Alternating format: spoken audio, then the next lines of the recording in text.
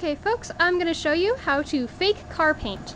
Now this isn't the cheapest method, vinyl would be, but it works pretty well and it's fairly easy once you get the hang of it. First, it's a three-step method, and the first step is to choose your base. The cheapest way is of course to do a layer of cheap regular spray paint. This is 92-cent spray paint from Walmart in navy blue.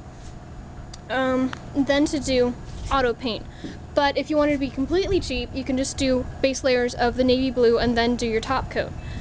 Your next option is to use Testors. It's a model paint, so it sticks to plastic really well. It's really easy to work with, and yeah. It's, however, the most expensive method, and I think you get the least amount of paint per can, so you have to dispose of more spray cans, which is annoying.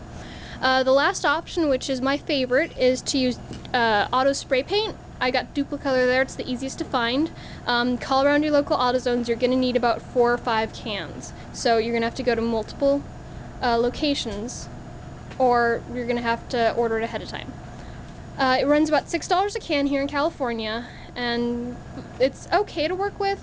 It takes a little getting used to though. Then after doing 3 coats of that gets the best color, you're going to do a top coat. The top coat is Testor's Transparent. Instead of using a plain clear, you use transparent color, which will help it to give it a deeper color, and that's half of the battle with auto paint, is that you want depth and reflection. The automotive will give it the reflection, the transparent will give it depth. I'm using transparent blue because I'm doing a navy blue track, so, you know. But if you're doing red, you want candy apple red and transparent, you know how it works. So here's what it looks like after 1 coat of the Duplicolor. It's not very pretty and it's not very even. The battle here is to get your base coat as even as possible before you do the transparent. It'll help make it look nicer, and there's less work to do with transparent. You can normally get away with 1 layer of transparent if the base coat is really even. So I'm going to show you the trick to painting on the auto paint. Basically what you want to do is you want to do short strokes that are kind of slow, but you don't want to stop midway through. You want to complete it from one side of the painting surface to the other. Go back and forth, but don't let it pool. You want to do multiple coats. That's why I say about 3. It'll give you your most even color. Now this would be coat 2 for this, so I'm going to let it dry and move on to a piece which has all 3 coats. It's a lot prettier. Well, I think the back only has 2 coats, but it's not going to show, so it doesn't matter. As you can hear, I'm almost out of transparent blue, so I don't know if it'll actually work as nice as I'd like it to.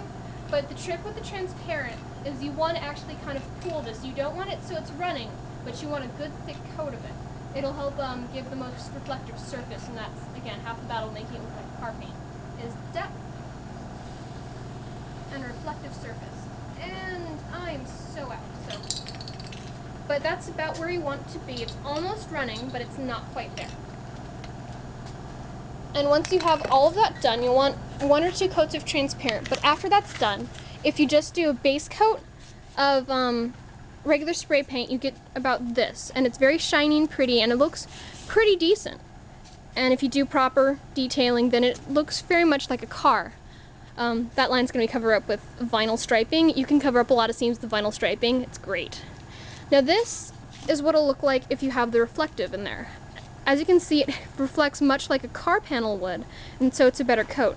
I have only done the flat part right here with the transparent, but this part up here has some transparent, not all of it, and then this is completely flat.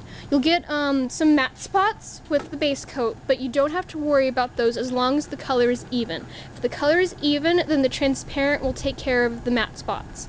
Other than that, basic spray painting tips are applied here. Make sure open area, preferably in the sunlight. It helps the base coat dry faster so you can work faster, and it's, a little more pleasant. Obviously, you got to be wearing stuff that you don't mind getting paint on because, my arm obviously shows it. And occasionally the wind will change and you'll get it on your clothes. Also, if you have long hair, put it up. You don't want to get paint in it, and you don't, more importantly, you don't want to get hair on your paint, because then you have to go back and sand it. And with this method, you can go as rough as 220 grit sandpaper. Anything rougher and it won't look as nice. Anything finer and it might take longer, but you will get a better product. So that is how you recreate automotive spray paint. If you have any questions, you can find me on Trans Costumers. I'm Velocity, and the whole community is really helpful. So yeah, have fun.